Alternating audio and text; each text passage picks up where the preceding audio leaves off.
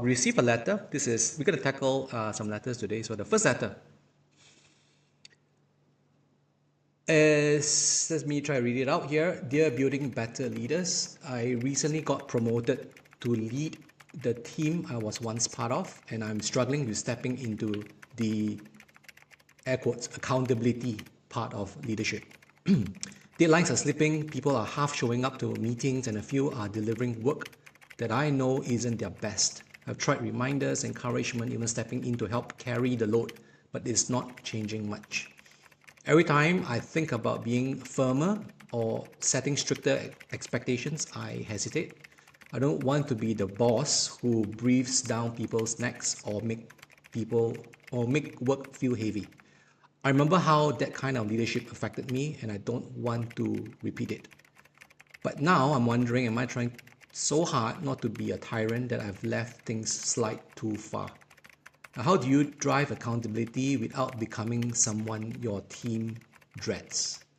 So, Janet, what are your thoughts about this letter writer? What is this person you think is going through? Okay, from what I hear, it is not an uncommon situation. I think there are many people who go through that, especially when they used to work together really well as peers, and then suddenly one person is promoted, right? It can always be quite awkward. Um, what I'd like to share first is that there's a difference between accountability and authority. Authority Okay. means you have the power to make decisions, the power to decide and direct. And I looked up, it even says authority is the right to enforce obedience. Heavy, that's very heavy.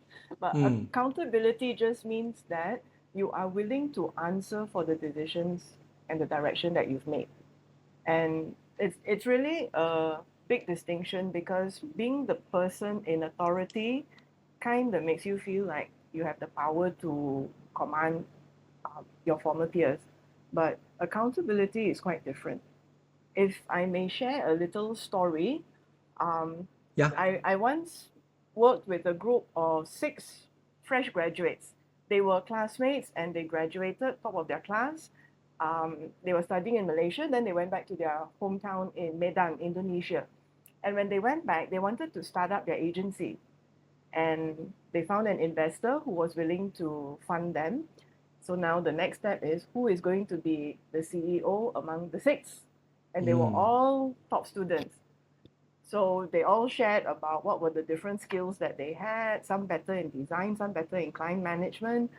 And eventually, the one who was selected as the CEO, unanimously selected as the CEO, was a person who said that I know all of you are talented.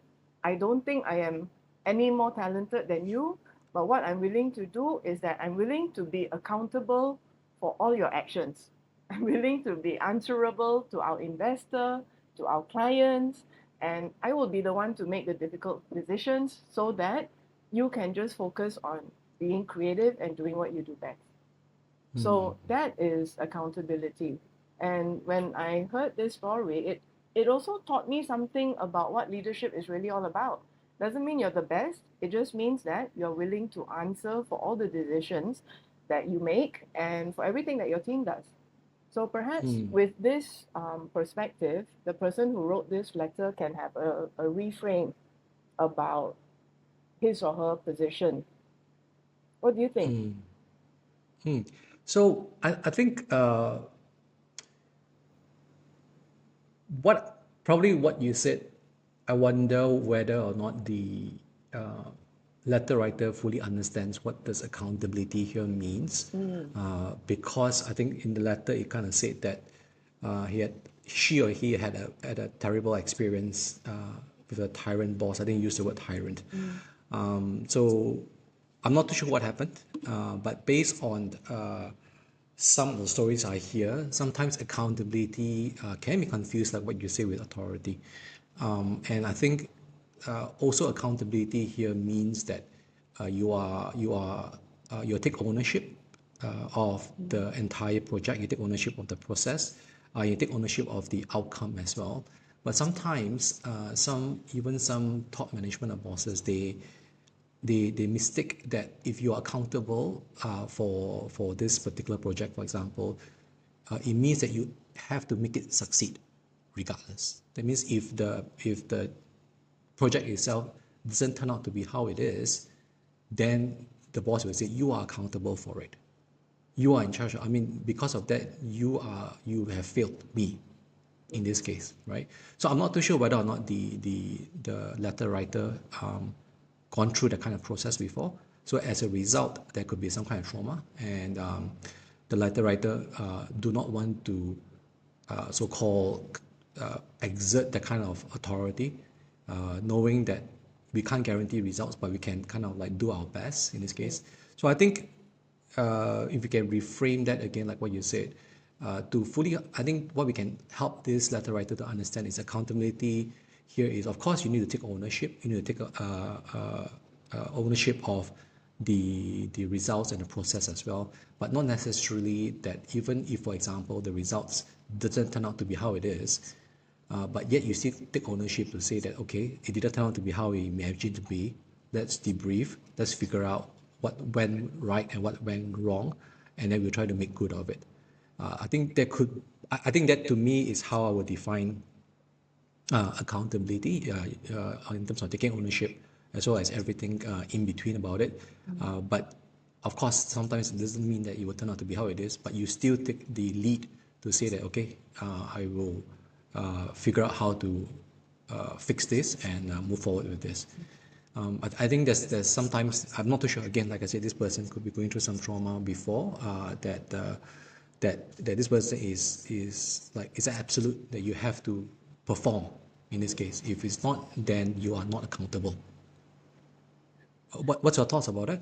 Yeah, it does sound like this person has had experience with a tyrant boss and does not want to be that. Perhaps another reframe is the concept of leadership for this letter writer. It sounds like this person is trying to balance between delivering performance, having that accountability and ownership to deliver performance, and trying to balance that with peers or people who used to be his peers and friends. So because of the trauma of the tyrant, this person may have that perception or that aversion or fear that if I'm too strict, then my former peers won't like me anymore. And that is something that requires a reframing. Leadership is not about being liked. You will be liked and respected, but only when you're able to support your team members, lead your team members to bring out their best performance. If people feel that, or if people get it, that they can shine, they can do better, they can produce work that they are proud of under your leadership, then, the respect and the liking will come automatically.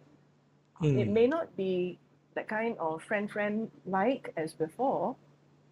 It may be a different kind of relationship that it will evolve into. And what they need to remember is that in order to do that, it's just setting in place a new context for the relationship, managing expectations between them, redefining that relationship. And that's where we need to start. I like that. I like the word redefine the relationship. I think when I coach a lot of new leaders, they exactly like in this case of letter writer, that they were friends before, then they get promoted, then they practice this thing called friendship leadership, where it's like, because we're your friends, you understand me, right? So I don't have to kind of like re-emphasize. So when I were to say certain things, you understand what I'm trying to say. So without, so I think the word that I really like is to redefine their relationship, because ultimately, also coupled with the fact that this person needs to also understand what it means to be a leader, right? So to be a leader is to be able to bring out the best in the other person, right? To be able to set a goal together, and then in the process of it, to also bring out the best in the other person. And I think people would like to work for that as well, right? I mean, as if they want to feel useful, they want to be able to achieve something, right? And if you as the manager is able to help them to be able to do that, and redefine very clearly also that there's a friendship part. There's also the part which you wear the head of a manager to help this person. I think we're all adults. They will be able to understand. It is the lack of clarity where it's kind of like, oh, because we are friends before for so many years, you kind of understand where I'm coming from. I think that bit trips a lot of people if they It do not does. set the expectation upfront in this case, right? But it's also how you set the expectation. It's not kind of like, okay, now I'm the boss, right? So it's more of like, hey, I'm in this position here. That doesn't mean that I'm better than you. It's just that I've been given this position, and I would like to be able to set expectations on how we should move forward. And I also probably foresee that there will be some stress in our relationship and in our friendship in this case. So let's redefine, like you said, let's redefine this relationship so that our friendship don't get affected in this case, right? So we don't entangle friendship and work in this case if lines are drawn very clearly. So I think that needs to be upfront rather than assumed in this Correct. case. I totally agree with that. And this setting context is so important. Um, if this letter writer has already taken on the role, it's still not too late to set the context. Even if it's like a couple of years into this new arrangement, it's never too late to set the context. And how they can do it is to do it on two levels. One is at the group level. So you're addressing the entire team to let the team know that under your leadership, this is your vision and ambition for the entire team. These are the kind of results that you want to produce. This is the kind of team culture or team environment that you want to establish, and get everyone to also have a opportunity to share what they would like to have in the team, so that together, while this new leader is showing the way, but also creating a space for everyone to contribute and co-create what kind of team culture they would like to have. Then the next thing is to set contacts with each individual. And this is where the new leader can speak to the former friends, the former peers, to have a better understanding of what really is your ambition. Because as peers, you may not have a very serious discussion about that. It could be something that you casually mention over drinks, or sometimes you're actually just bonding over bitching sessions about the boss, but now you are the boss.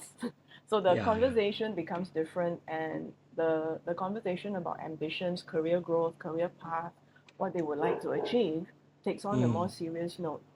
And this can be incredibly powerful for the new leader to let his or her team know that I am serious about developing you.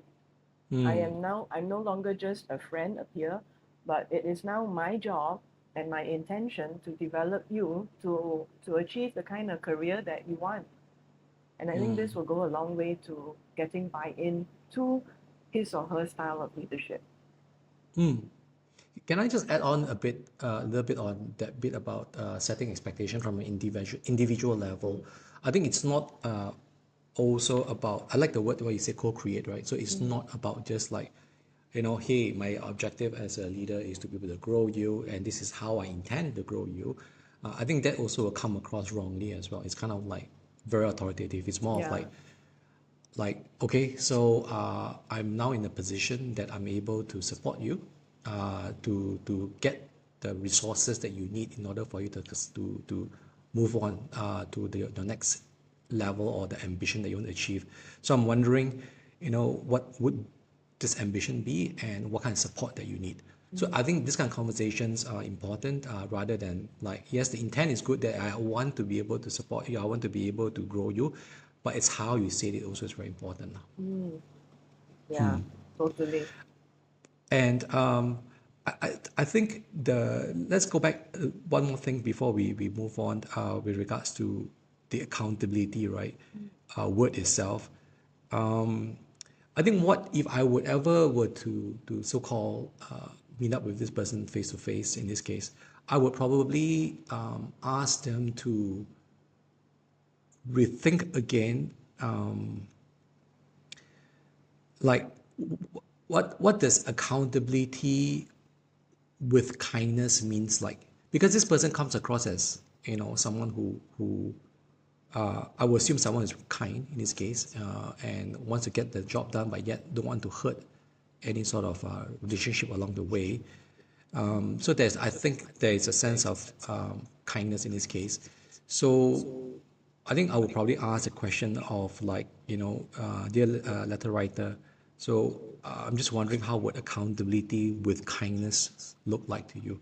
So it is not binary, it's not either or, but kind of like, okay, so based on the new understanding of accountability, now coupled with who you are as a person, being a kind person, how would that look like? And yet we still achieve the kind of results that we're looking at.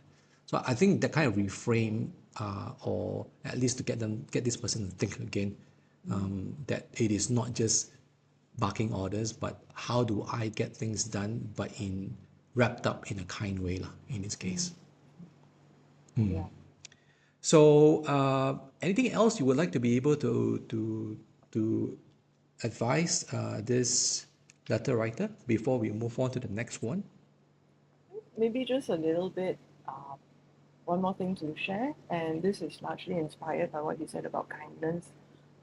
What, if I were to take it a bit further, right? Kindness, care, that human compassion or love, if you want to call it that. How I see it in leadership, or how I see it linked to accountability, is that if I care about you, I would want the best for you, and therefore I would hold you accountable to a high standard.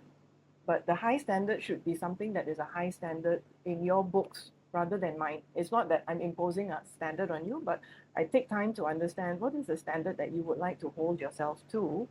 And then because I care for you, I will hold you to that standard. And when you are not living up to that standard, then I will let you know because I care. So I see this as taking the kindness even further. Some people mistake kindness for, I don't want to say I don't want to hurt your feelings. That's not kindness. That, to me, that is actually self-serving, because I Yes. am more worried about what you will think of me than making a stand for you so that you can rise to your own standards. Yes. Okay. Well, that's a very good point. So, okay, I think we have covered quite a fair bit. Just let me try to recap what are we going to be, what are action points that the letter writer can take based on what we said. So I've written down some notes. I think the first thing that the letter writer should consider about is to fully understand there is a difference between authority and accountability, and to kind of reframe the understanding of what accountability here means, right? So we talk about standards, we talk about ownership, we talk about processes and results and all. So I think that's very important. And then also just the point earlier on when you said that accountability here means that because I care enough for you, I would like you to be able to meet the standards, not my standards, but the standards that you set, right? So I will hold you accountable to that. Why? Because I think all of us have been through that before, where we say that we can't, but when we actually pass through it, we feel growth. We say, oh yeah, wow, what I experienced, right? So I think it's that understanding. It is not about meeting my standards; it's about helping you, right? But even though, let's say, for example, just jumping in a little bit here, even though, for example, the standards that you set may not necessarily, as a manager, we feel that it could be a very low bar. So we would like to also renegotiate some of these standards again to say, yeah, okay, I hear you. This is what you want. What do you think if you were to, now you're looking at level 5, but how would level 7 look like? Is that possible? So then we work out a plan towards it, right? So once we agree on it, then we hold each other accountable for that results in this case, right? And we also talk about understanding, or we also would like to advise the letter writer to also redefine his or her relationship with the friends right now, to kind of like set the context.